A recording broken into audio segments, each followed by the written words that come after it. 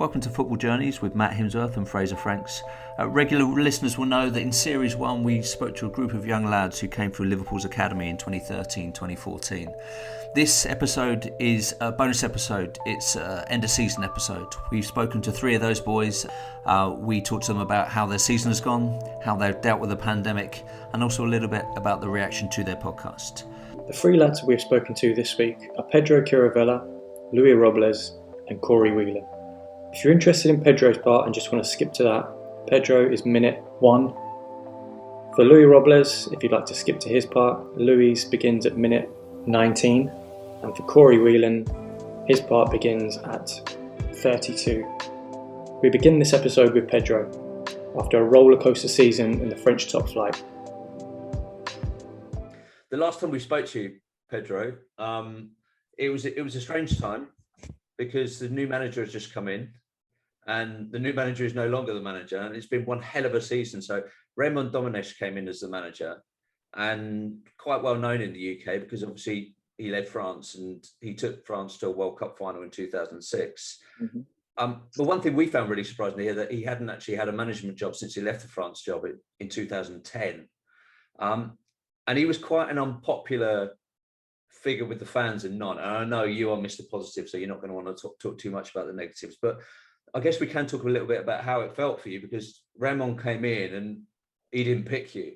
So the team were losing and you weren't playing. And at that time, I mean, Nantes is a big club in France. It looked like you were facing relegation and you weren't having a chance to influence it. So how were those dark times in the dark winter in December and January?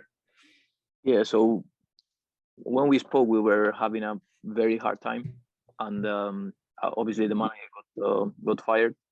And for me, it was like starting all over again because he was the one who picked me to come to Nantes. And even before he left, yeah, the name of Raymond Domenech was already, we could listen to the name in the press, in the social media. So I was already a little bit stressed because he didn't know anything about me. He probably didn't know even my name, who I was. So when he came in, this is what I felt. I felt he had his players picked. Players probably know the most. The players who have played in the French league for a long time. So I knew it was gonna be hard.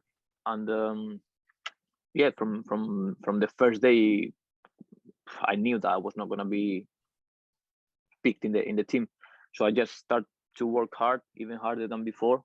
And the team was not winning, so I knew at some point I was gonna have my chance.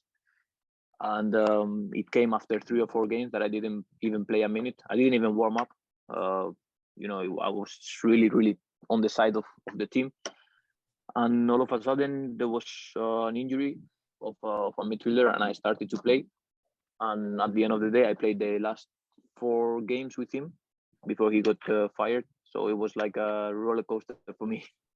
And when he came in, I mean, just to give our English listeners some perspective, it was really controversial. Domenech hadn't worked in 10 years, and I think he had a reputation in France of being quite a negative coach. And I won't ask you to comment on that. But when he came in, I think there was an occasion in which some fans turned up. I don't know whether it was at the ground or the training ground, and played clown music to express their displeasure at Domenech getting the job. I mean, how does that impact you as a player when that's going on the outside? Yeah, it was, I think, if I'm not wrong, I think it was the first day of coming back from Christmas. It was the first training session with him. And we were out to training and we could hear the music of the circus.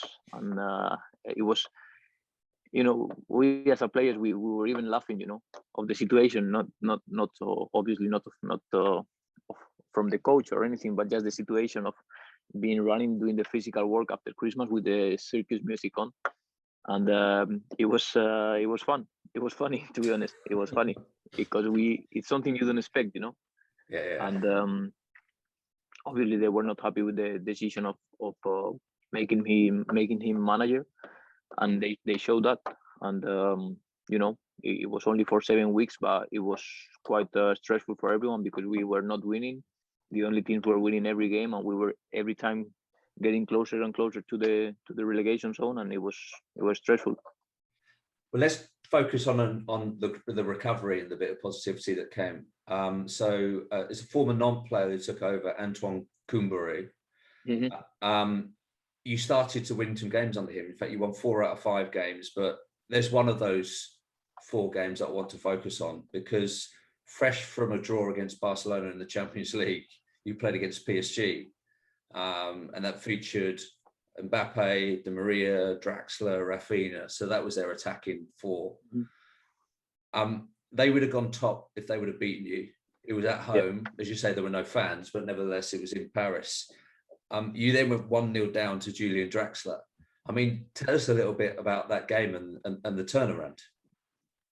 I think since this coach came in, Koumbouré, I think the team changed straight away. I think he brought some things that we didn't have before. He brought some kind of rules, very clear rules. You cannot be late. Just the normal rules, but before maybe we didn't have enough of them. And the team was a little bit all over the place. And I think he made 2 trainings and we won the first game away after 17 consecutive draw or loss games. We didn't win for 17 games. We won straight away after we made 3 draws in a row. So we were 4 games unbeaten. We lost 1, and after we went to Paris. And in Paris, we thought we could win, and that was the speech during the whole week. We thought we had a chance, because the coach realized that every time Paris played Champions League, the game after they always struggled in the league. So they play Barca, they beat Barca, and we knew they were going to be a little bit less focused than normal, and we took our chances. Even though I think they scored in the minute 42nd or 43rd minute in the first half, that normally for every team that go to Paris, it's a killer goal, because after in the second half you can concede 4 or 5. And we keep playing. We had a little bit of luck as well. If not, I think you cannot win over there. And we could make it, and it was 3 points of bonus that we say we don't expect to win against Paris, and we took it. And it was the first time since a month or something like this that we went out of the relegation zone. So it was a big bonus for our season. And after we ended up winning 5 of 6 or 4 or 5 or something like this. There's a great assist by Kylian Mbappe for your equaliser, by the way, which was great. So you talk about him taking eye off the ball. But the one thing, we'll share the YouTube clip on our social media so listeners can look at it, because it's got the highlights of that game. But the one thing that really caught my eye was right at the end, you sinking to your knees, because I think it showed how important that win was for you as a team. Yeah, we were in a really bad situation, even though we had won the first game. We had dropped 3 or 4 games in a row, but we knew the team was getting to an end, and the season was getting to an end, and we were in a bad situation. So winning against Paris was like, I think, a turnaround in our minds to think that we could beat everyone. So you got yourself out of the relegation zone, but by the time you get to the last game of the season, you're in a relegation playoff zone, which means that you would play against a team that finished, I think, 3rd in Ligue 2.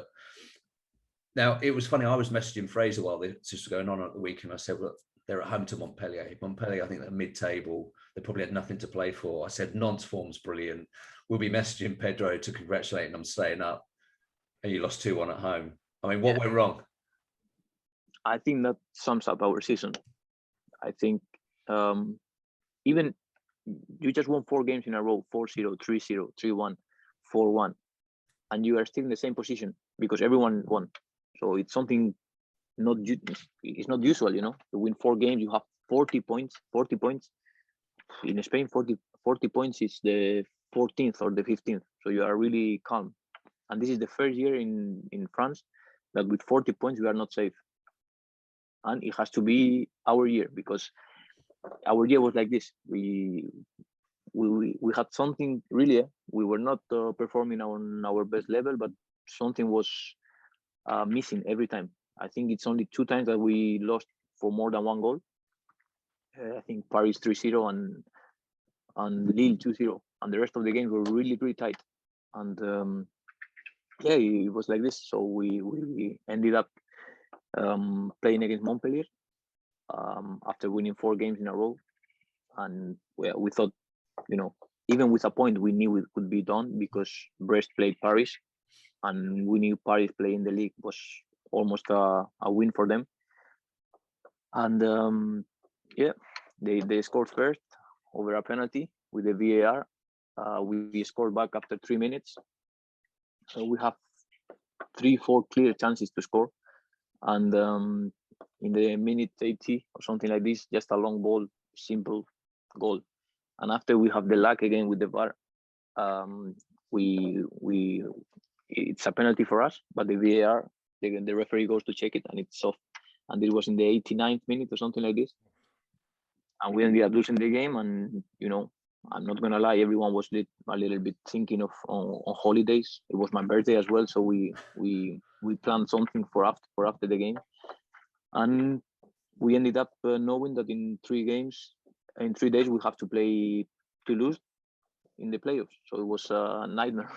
So you go into a playoff against Toulouse, and the first leg is away, and you win 2-1.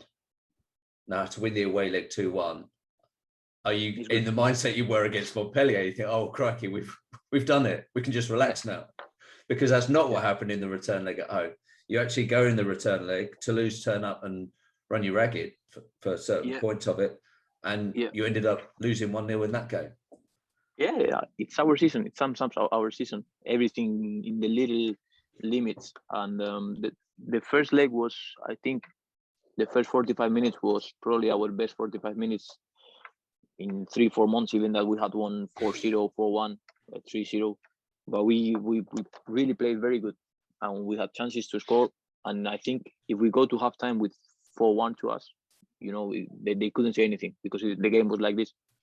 After second half, we were a little bit tired. We had played Sunday, and it was the end of the season, and we were a little bit tired, but we hold up.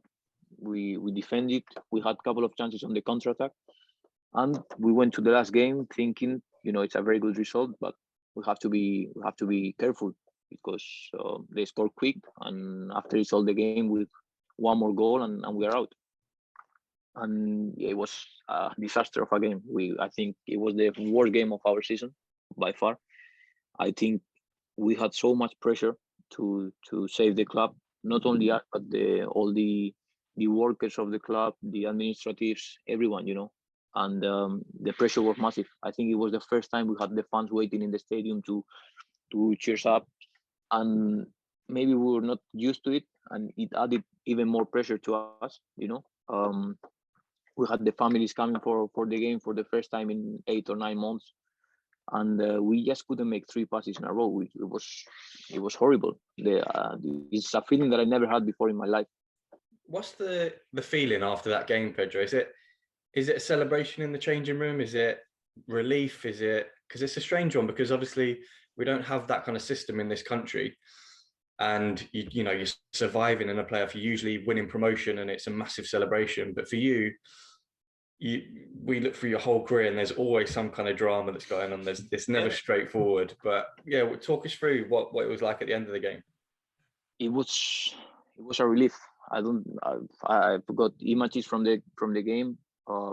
When the referee blows the whistle at the end, I'm just like this for 5 minutes on the ground, happy, but more of a relief, thinking, oh, we've done it at the end, because there was periods on the season that I saw myself in Ligue 2. I'm not gonna lie. There was periods, when you are 17 games without winning in a row, it's not. You have all the chances to be relegated. So after the first hour, maybe you start being happy. We at the end, it was from October or something like this, it was our main goal, just saving the league, because we knew we were in the in the dark. So we had a little party in the changing room, but it was more like this kind of relief and knowing that you are going to go on holidays, coming back being a first division player. This manager, when he came in February, he changed my footballing career. I think I've never had a manager who had so much trust in me in my life. Even though when I went alone, I played every game, but I just see this manager. He wants me to be such an important role on the team, and I'm excited for what's coming. I think we've got a team to not be there in the relegation zone. I think the club doesn't deserve to be there. The fans don't deserve to be there. So yeah, I'm just looking forward to starting again, to see how everything goes with the fans in the stadium, with my family coming to visit me, because since last July, when I started preseason, I've been four days in Spain over Christmas. And normally when I was in Liverpool without pandemic, I could go almost every month for a couple of days, for maybe even a day and a half, just to clear my head. And because the situation, it was impossible. So it was hard also to be just focused on football, going home every single day of the year. So I'm looking forward to what's coming. Yeah. And you were on the podcast. You were at the time. You were the only lad that we spoke to that was playing top flight football. But you mentioned how close you were with Sergi. I just wondered if you've managed to watch that game or if you've been in contact. But it's also been a good year for a lot of the boys that have come out of that academy. I saw a tweet that you did, about your old manager Neil Critchley getting promoted at Blackpool. Jordan Williams has gone up with Bolton. Ryan Kent's won the league. Sergi's now been promoted. Have you kept up with those lads, and in particular Sergi? Did you manage to catch that game? Yeah, I don't speak with all of them, obviously, but I'm always looking into my application on my phone to see what they are doing in the weekend. And I spoke with Sergi before the final, and I just told him this is the year, because last year they were so close, and it was such a drama for them that I thought they deserved to be up this year. And I'm so happy for him. I sent him a message after the game as well. I think he deserves it. I think he left Liverpool over 6 years ago, and his main goal was probably to play in the Premier League, and now he's there, so he deserves it a lot. And with Critch as well. With Critch, I spoke with him after the game. When I broke my hand, I told him, and we were on the phone speaking. And for me, it's great because he went up the day I stayed in the league, so it was two celebration for me and for him. And you guys know I've told you guys before, for me, Critch is a special person in my football career. That's lovely. You mentioned the broken hand, and we should have mentioned that actually. You've actually been playing with a broken hand. I mean, what game did you injure it in? The first leg of the playoffs. It wasn't the first leg. Wow. Yeah. Was there any danger of you not playing in the second leg? I think the doctors didn't tell me the truth. Well, they told me the truth after the second game when I played, but it was a little bit of danger to play in the second game like this, because my bone was completely, I don't know how to say, deplacated. I don't know. Yeah. It was out.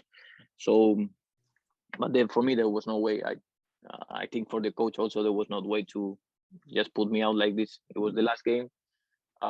Just take 100 painkillers. Just to play the last game, and after I got the surgery the morning after the game. You've really earned your rest, Pedro. It's been a real pleasure following you during this season and talking to you. Thank you. We'll make sure that we do stay in touch. Thank you very much, guys. Thank you. Thank you, Pedro. We now move on to Luis Robles, who's played in the Europa League and fought for a title this season. I think the first thing I wanted to talk about, so we recorded our interview with you at Hope Street in July. By the time we put the episode out, you were already playing in Europe. And I think the one thing you said that I really liked during the podcast, we said lots of things that I liked, but one of the things that you said it's all about legacy. So that's about winning things. And, you talked about the name on the back of your shirt, being live on Welsh television, bits and bobs like that. And I guess to play that game against, was it MSK Žilinka, one of the biggest teams in Slovakia, which is a decent footballing nation, or the history of Czechoslovakian football, etc. That must have felt like you were already starting that legacy at the New Saints, I guess. Yeah, well, it's funny when when I signed there, it was pretty much the first game. My debut was going to be the biggest game of the season, essentially, because Europe is massive for the Welsh clubs financially and etc. So but to get the chance to even play was amazing. Let alone score and actually win the game. It was just a brilliant day, like, and what a start it was. And were there fans allowed in for that game? No, there wasn't. Just press, media. This was obviously the first competitive game we had from the restart of COVID. So there was lots of like protocols and whatnot, like separations in the changing rooms and stuff like that. We had to spread ourselves out over a large space. I think they had to get changed in a different like part of the building, like in the changing room, just so because of the space requirements and stuff. So it was weird, like. And that must be so weird to be playing during those COVID protocols. I mean, so your debut, you scored. I'm remembering about the footage. I'm not sure you all abided by the COVID protocols after you score, but that's impossible, isn't it? When you score, you got to hug each other. That's what I mean. Like, for them European games, we were tested quite frequently. So, we were all confident that no one had COVID because otherwise we'd be able to be there in the first place. But just when you score a game like that, it's emotional, isn't it? Like, you can't hold back, can you? It is what it is. Was that the biggest goal of your career at that time, do you reckon? Yeah, I'd say so. I think, like, if I look back, like, I mean, just like the name of itself, obviously being in the Europa League qualification and against like the top Slovakian club like Zalina, I think so. Yeah, I'd have to say so. So that sent you through to the next round. You won 3-1 in the end. You scored the opener, and you won 3-1 in the end. You then get on a flight to B36 Tórshavn, which is a capital of the Faroe Islands. And I don't think we'd underestimate the Faroe Islands. It's a tiny nation, but they've got a pretty decent history. I remember Faroe Islands beating Austria when I was a kid in the 1990s. Tell us about that trip. I mean, that's surreal as it comes, isn't it? Oh, yeah, it was a mad trip. That I was again still in the COVID times. We got a flight from Liverpool Airport, and the airport was dead. Just literally us and a few other probably people who had essential work travel. So just being in a dead airport, first of all, was weird in itself, and then to get on like a private flight over to Faroe Islands, which is like it's like a little island just in the north of Scotland, but gorgeous island. Like there's some of the views there unbelievable, but once you get there, it's completely different. Like all the houses, so like the space, just like scattered around the place, and obviously it's that small population and stuff. There's like a couple of hotels maybe in the whole island itself, whole nation. So it was surreal. Like our hotel was just outside the main national stadium, so obviously when we were there, all I could see through the bedroom window was the stadium itself. So you could just visualise the game, and you probably played there, all the national teams and the big players over the years have been there and stuff. So it was great. And the game itself was it was a rip-roaring one. I mean, obviously there'll be some new Saints fans will be listening, they'll know about it. But for those that didn't follow the game, tell us about it. Oh, it was a heartbreaker. It was a heartbreaker. We started tentatively in the first half. It was 0-0 at half time, I think. We probably just into new surroundings or a bit of pressure. I don't know. But we didn't start great, but we got to half time 0-0, and we're still confident. And I remember the team got to a very bad start second half, and they scored. Went 1-0 up. But then literally after that, it was literally we just like flipped the switch, and then we were relentless. Then we were relentless. We had chances. We were by far better team in that second half, and we managed to equalise and take it to extra time. And in extra time itself, we again we're on top now with the momentum, and then we scored to make it 2-1. And you're thinking, come on, Nick, 5-6 minutes left to hold on, and we just managed the game really well. Literally managed the game really well. And then on minute 1:20, I think it was even +1. The last kick of the game, they put a ball in the box, and we've headed it out really well. And then it's a ball edge of the box since went top in, like so. Obviously, we couldn't believe it. We thought this was going to go to end the match, and then literally he's done that, putting the top in, take the penalties, and then in the penalties itself, we had the penalty to win the shootout, and then we missed that, and then the next person missed, and then they scored and won. So within the space of 3 penalties, we were on the verge of winning to losing it. So it was like that close on so many occasions. That game, it was such a roller coaster. I think I'm right to say you'd been substituted by then, so you didn't get a chance to step up and take. Yeah, I think I took off on minute 1:20, so I think it was basically trying like maybe waste a bit of time, but the whistle during the main, because I said before the match was done, I think, because it was literally seconds less of the game. But it was what it was. I think literally as I went off the pitch, and it went in, so I was like, oh no. And I think I know the answer to this question, but if you'd been on the pitch, you'd have taken a penalty, presumably. Well, I mean, I would have definitely asked to take one if needed. Like, obviously, it's the manager's decision who takes a penalty, but I'll definitely put my name forward, like, as an option if need be. Who did they go and get in the next round, Lou?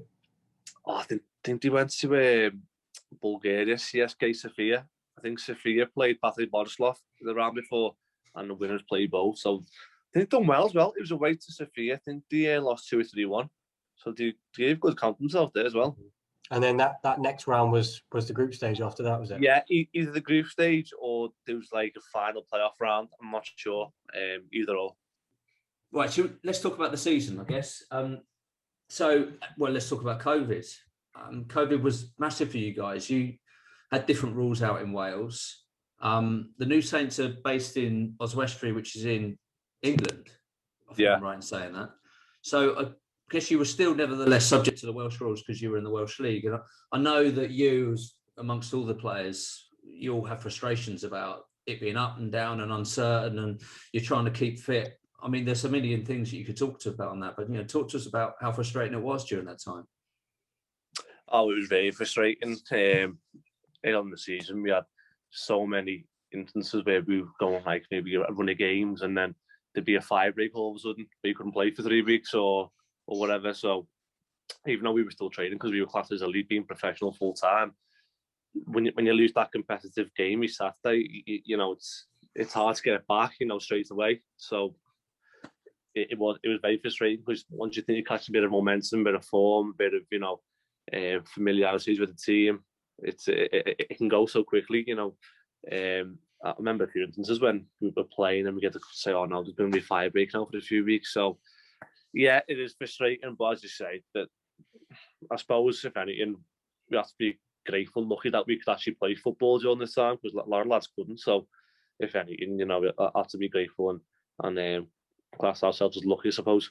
Yeah, I guess. I mean, you mentioned that, and our last episode we spoke to Darius and your very good mate Adam Manson, and one thing that we said to Adam is he's at a stage of his career, age 23, where he's got a chance of getting back up that ladder. He's playing step 6. He's been doing really, really well at Southport, and a chance of getting back up there. I mean, do you feel as though this is a really crucial time for your career? I'll keep going back to the words that you said about legacy.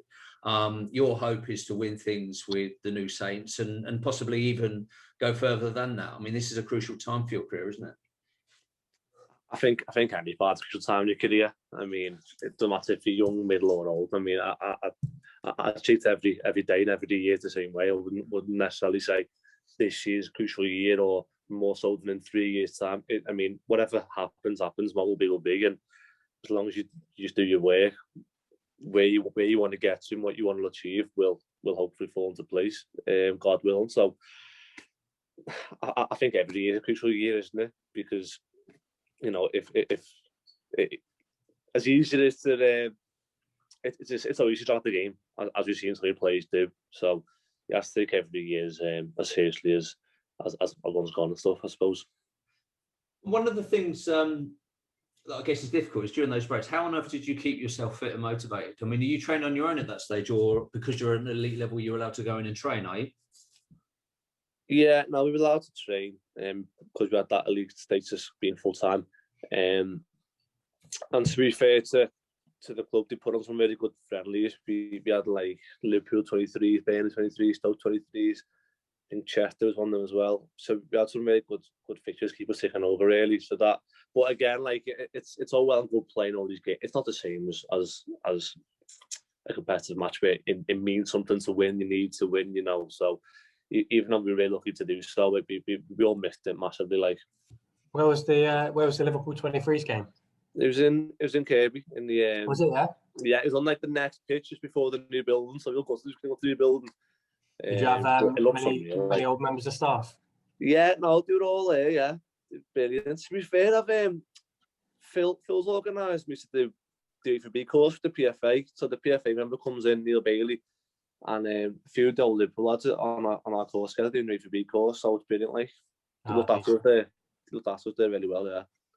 That's really lovely. I mean, one of the things that we did is we asked our Patreon listeners for questions that they have for the lads, and we had a couple for you, which I'll ask you in a minute. But one of our Patreon listeners is a old member of staff at Liverpool, Clive Cook. And he asked he asked me to ask you why he always referred to you as Goals. Well, I think we know the answer to that. You'll have to ask him before you, Clive. He loved the quote, didn't he? Loved the quote, Clive. No, he was sad, Clive. He was just, he was a nice fella, you know. Just even when I was at Liverpool, and like he could hear him just say goals all the time. It's a confidence booster, really is. So he helped me in that aspect. It was great for him to, you know, be like that with me and give me that little confidence boost. It was brilliant. You know, next season, we hope, we pray the world will be getting towards normal, subject to the Indian variant and everything else that might come in. So you've got a chance of playing in front of crowds. And actually another question for one of our listeners, this one is, you know, what is the plan for the next couple of seasons for you?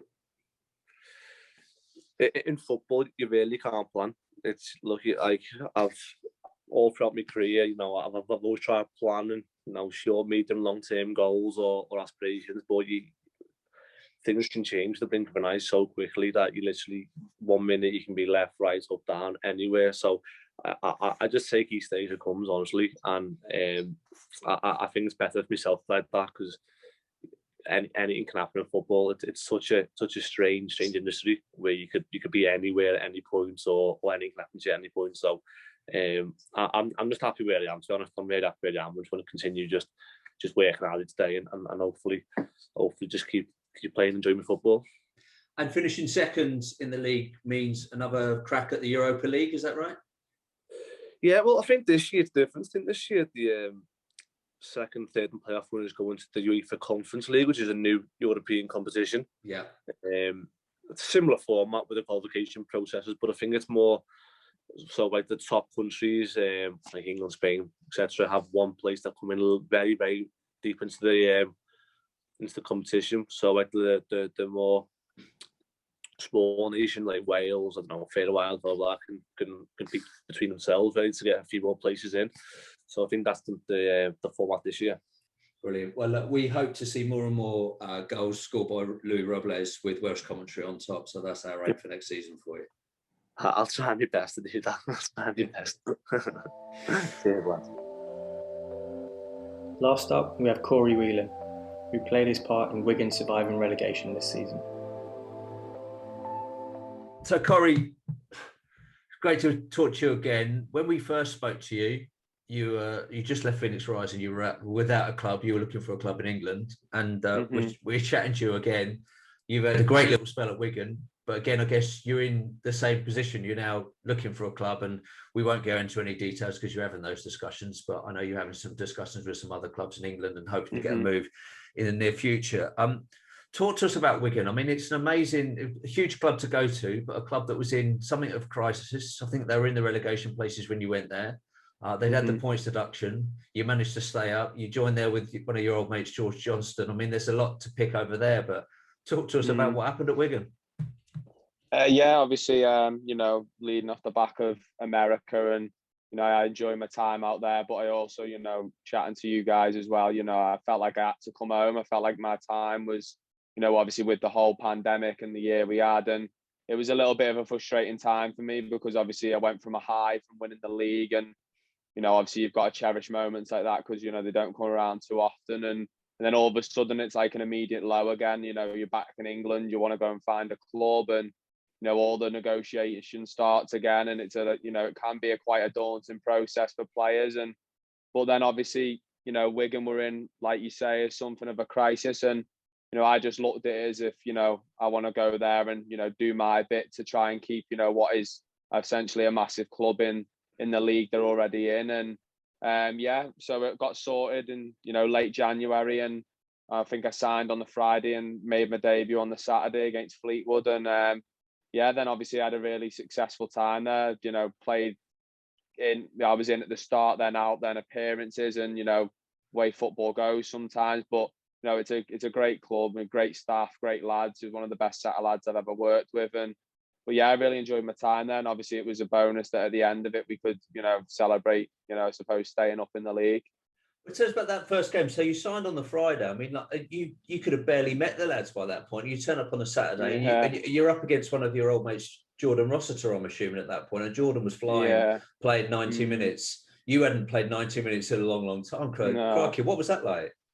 Yeah, obviously, you know, when you're trying to get to know a new group and stuff, it can, you know, I'm obviously a really easygoing lad, and you know, I fitted in quite quickly there. But still, when you go to a new team, I think I would been in on the Tuesday, the Wednesday, and then you know, I had a chat with the manager on the Thursday, and he said, you know, we want to put something on the table for you. It's only going to be something short term because of the situation that we're in, and I was like, yeah, you know, I was chomping at the bit just to play, and I said, you know, if I sign relatively quickly, am I in for a shout to play on Saturday? Because you know they're already struggling for players. It was already on the back foot a little bit, and he was like, yeah, definitely. Like, and then obviously found myself playing 90 minutes, which, you know, kept the clean sheet and game finished 0-0. But yeah, getting through it was quite tough because it's kind of the only pitch-based stuff I had in a long time where you're training with lads and they're halfway through a season, and my season had finished 2 months prior. So yeah, it was a little bit of a strange, but you've kind of just got to hit it head on, I suppose. And there's not really much time to think about it when the club's in the situation they were in. But yeah, I enjoyed every part of it. That's great. Fraser, I think it's something that a lot of the listeners like me who play amateur football, we hear a lot about match sharpness and match fitness and being fit to play. And it doesn't really make that much sense because I know if I'm feeling fit, I can play on a Sunday night at my five-a-side, but it's totally different, isn't it? I think it's massively different. I think how long was it that you went without a game going from Phoenix to Wigan? It would have been best part of 10 weeks, 12 weeks. Yeah. It's a big chunk of time. And I think on top of that, it's playing with 10 strangers on a Saturday, basically, if you've only had one day before that. So how was that game for you? How did it feel getting, you know, sometimes it's probably better to get chucked in the deep end like that and just, you know, you have to go and get on with it. But how did you find it from sort of the standard that you've been used to back in America to then not playing, to then getting chucked into a League One game? I mean, I did really well on the day, but you know, obviously beforehand, like you say, then like you're chucked in at the deep end, so you don't really get too much time to overthink it. Or you know, the night before, it's just all upon you all of a sudden. And you know, obviously, I was playing next to George, who I'd played with for years, which helped. But I remember like the keeper got COVID, and his last isolation day was the Friday, and we didn't meet him till the game on the Saturday. So it was like, you know, you're trying to, obviously a back four is a unit, including a keeper. And, you know, like you're trying to get to know, I only knew his name on the day and stuff. And it was kind of like, it was pretty much a description of where the club was at the time.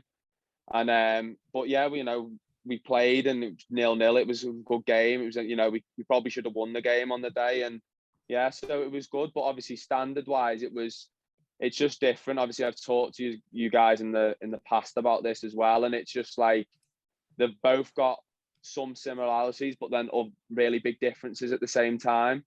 Obviously, it's a lot more physical in England, and we go on about the competitiveness and stuff like that. Not to say it's not competitive over there, but it's just a different feel to it. And when you've grew up around playing in England, you kind of know once you go away that can't really be matched.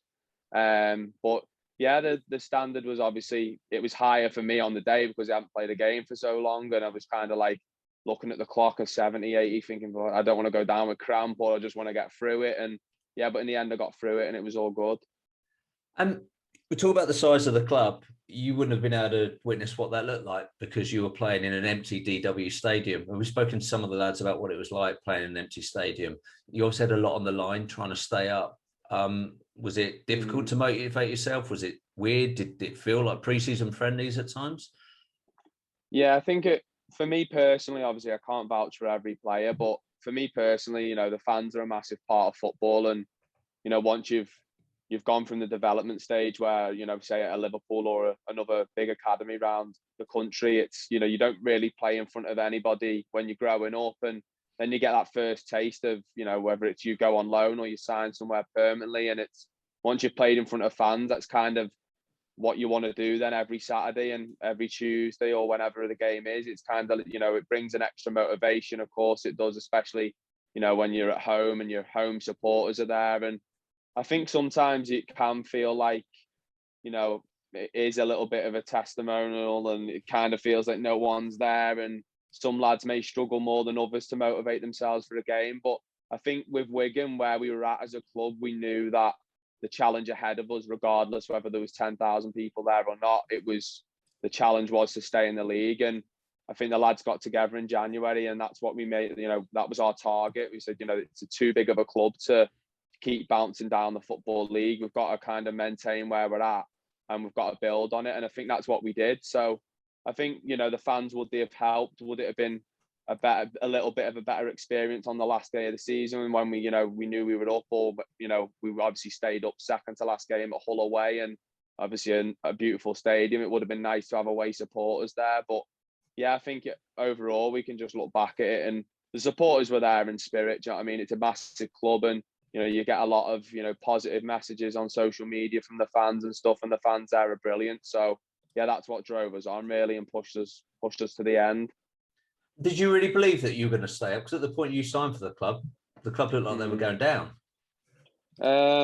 Yeah, difficult one, because obviously I hadn't, because of being in America, and I hadn't really kept an eye on the results, but I knew that obviously you speak to lads and you speak to members of staff, and they were in a really difficult place. And I think, if you don't believe it, then who will? Do you know what I mean? It's kind of like, you've got to believe that you'll stay in the league when there's a fighting chance, and you've got to believe that, if we win one game here, we always said that as a group, we win one game, we win 2 games, and all of a sudden you're going into a game where it could be 3 on the bounce, and then all of a sudden you're up the league. And I think that's what we did. I think we won 4 on the spin, and then the massive belief and push then, because lads start believing that you can win games. And it's been a difficult year, but now we're on this. And of course, we made additions to the team in January, which definitely helped. And yeah, we just ended up getting over the line, fortunately. And it was all very temporary, because you were only offered a contract until the end of the season. I know George Johnston's your old mate, who you played centre-back with on that first game, has now moved on, gone on to Bolton Wanderers, and you've left the club at the end of the season. So it was a strange one for you, because you came back to England, and I think one of the reasons you wanted to come back to England was to, sort of get your life together back in your home nation and have a little bit of stability. You talked about your relationship. But it wasn't a kind of stable move. I guess you would have loved to have had a 2-year contract somewhere. And I guess what you've now got is a summer period to agree a move to another club, and maybe try and get that 2-year deal or whatever's available post-pandemic. Yeah, definitely.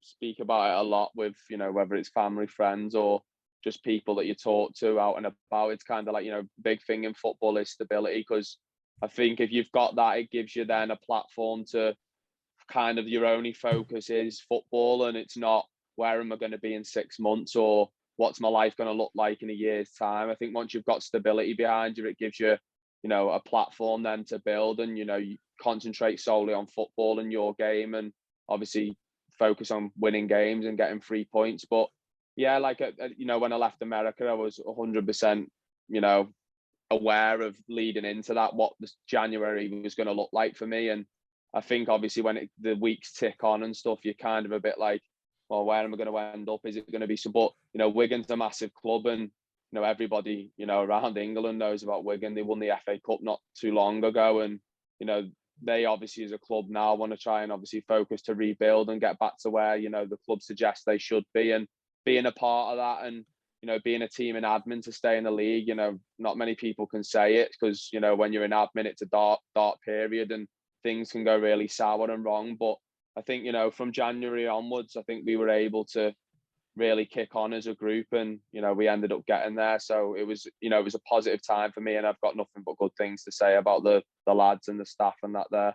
I think it's completely different. If we spoke to you last time and you were out of contract, but then you'd I can even tell in your voice now how much more relaxed you are about it this time around. But coming from America, you always get that thing of, have people forgotten about me? Are people going to look at me because I've not been playing in England and not sign me? You've now gone to League One and sort of proved yourself and been in a part of a successful team. Then you've come away from it. Do you now feel in a much, more relaxed and positive, mindset, knowing that, yes, you're out of contract, but you've proved that you can come back and play in England, men's football, in League One, and you've been successful? Does that give you a little bit more belief this time, and maybe a little bit more confidence going forward as well? Yeah, definitely. Yeah, it does. Obviously I can tell in myself, because, you know yourself more than anyone else will, and your feelings and emotions. And I knew in January, I'm quite a headstrong person anyway, I'd like to think. And, you always believe that, if you keep doing the right things away from football, and, good things will come to good people, as they say. And, I always try and do that. And, it would have been easy for me to fall into, I might not go out for a run today, or I might not do this. But you've just got to keep ticking over. And now the position I'm in now is, I've come, like you say, I've come back to England. I've been part of something that, people speak about for a long time at the club. They'll always remember whether it's for the right or wrong reasons. They would have, of course, wanted to be at the other end of the table, but people will always remember that year as we were in admin and that group of players kept us in the league. And now that's give them a platform now in League One next year to go and obviously try and aim to bounce into the Championship, which I think the club can definitely do. It's in good hands now. But yeah, me personally, I'm confident now that, I'll end up somewhere and I'll be happy and enjoying football again before I know it. Hopefully with fans back in the stadiums. That's lovely. But the other thing I wanted to talk to you about, Corey, is off the pitch, something you've been doing recently. And I'll open the platform for you to talk about it. But I know that you and your mate, Bobby Thomas, as lad at Burnley on loan at Barrow last season, you've been running 4K every 4 hours over a 48-hour period for Dementia UK. Can you tell us a little bit about why you've been doing it? Because I know there's a personal story behind it. And then one thing I'm going to make sure you do is make your GoFundMe your pinned tweet on Twitter, so that we can make sure that our listeners can go and donate.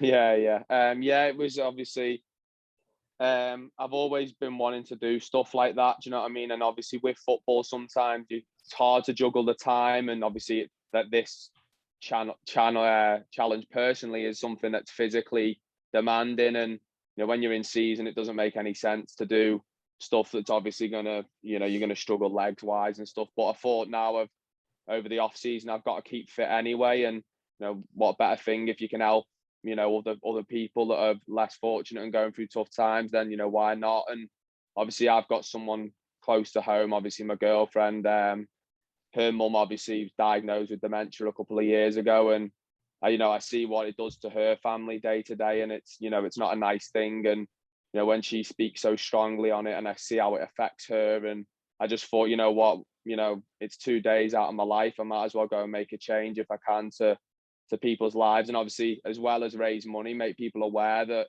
it's a horrible disease. And I know people in the past that have had it, family, friends, and stuff like that. So I just thought, me and Bobby said, we'll hit the challenge head on. It wasn't easy, don't get me wrong. There was times at 4 a.m. in the morning when your alarm's going off and you think, oh, we've got to go out again here. But it was good, and I enjoyed it. So hopefully I raise awareness and money for what is a very positive charity. You talked about your missus and her mum. Just if it's not too personal to ask, I'm bearing in mind the age you are. I'm going to assume that your girlfriend is. I presume it's quite early onset dementia for her mum as well. So I think it's a really important thing for people to know about and think about, that it doesn't. I lost my grandfather to dementia, but it was a man in his 80s. But presumably she's a younger woman. It's really, really important that we talk about these things. She is. She's a younger woman, and she got diagnosed with it, at an early stage in her life. And it's obviously tough because I kind of met my girlfriend when she obviously she'd been diagnosed with dementia. So the relationship with me and her is never going to be the same. And my girlfriend, obviously things tick on in her head that she wishes things were different, and that I knew her mum, what she was before, and she knew me kind of. But we go and see her. Life moves, doesn't it? Do you know what I mean? So we go and see her. Is it difficult? Of course, but she's a lovely woman at the same time, and my girlfriend knows how to deal with the situation now because she's done it for a long time. So fortunately, she's still healthy and stuff at the minute. So we've kind of just got to cherish the time we've got with her at the minute. Lovely. Well, our thoughts are with her, with your girlfriend and her mum, and I'm sure our listeners will be too. In terms of, I know there's a GoFundMe. I know you've completed the challenge. I think you've already raised what you set out to raise, but the more that can be raised, the better. Your Twitter is at Corey Whelan 1997. And your GoFundMe is going to be your pinned tweet, because I'm going to send you a WhatsApp to explain how to make sure you do that. So if any listeners want to go and donate towards what is a wonderful cause, and you boys have worked hard at it, then that's where they can go to find it. Cheers. Thank you. Thanks for listening to this episode of Football Journeys, and thank you to all those who supported us. Do come and find us on social media at JourneysPod on both Twitter and Instagram, where we'll be sharing more content. If you want to get in touch with us, you can email us on footballjourneys@b5consultancy.com or visit our webpage, b5consultancy.com/footballjourneys. Please do like and subscribe. If you feel we deserve a 5-star rating, then please give us one. The more successful this podcast is, the better chance we have of producing more episodes and further series.